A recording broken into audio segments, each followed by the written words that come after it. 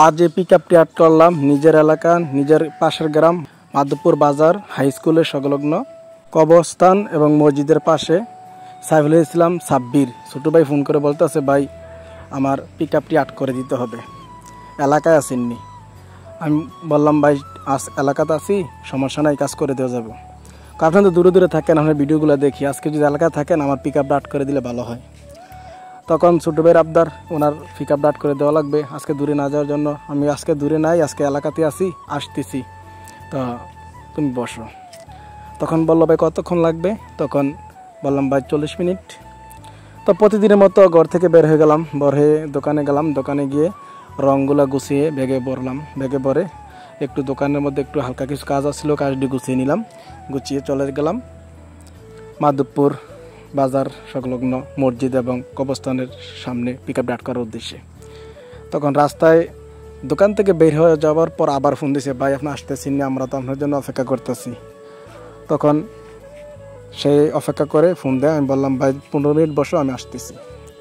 তখন চলে গেলাম, যাওয়ার পর বললাম, তুমি তোমার পিকআপের নাম দিবে কিতা?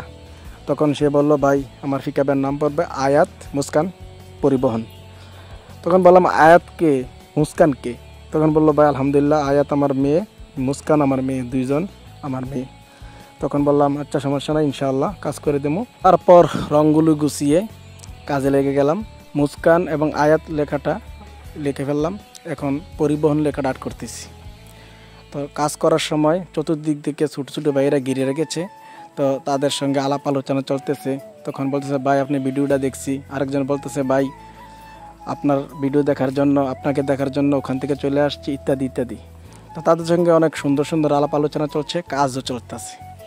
তখন মাঝে মাঝে অনেক দূর থেকে ফোন আসে। আজকে সিলেট হাজীগঞ্জ থেকে ফোন আসছে, তারপর জামালপুর, অনেক দূর দূর থেকে ফোন আসে, চাঁদপুর, চান্দিনা, অনেক দূর দূর থেকে কাজের জন্য ফোন আসে। তখন বললাম, ভাই আমি এত দূরে তো সম্ভব হচ্ছে না, এলাকায় কাজে আছি।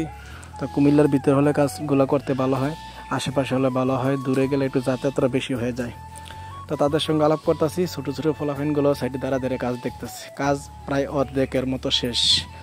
দেখুন আশেপাশের পরিবেশগুলো কত সুন্দর, পুষ্করণী আছে, আপনার মসজিদ, মাদ্রাসা, স্কুল সবগুলো একসাথে।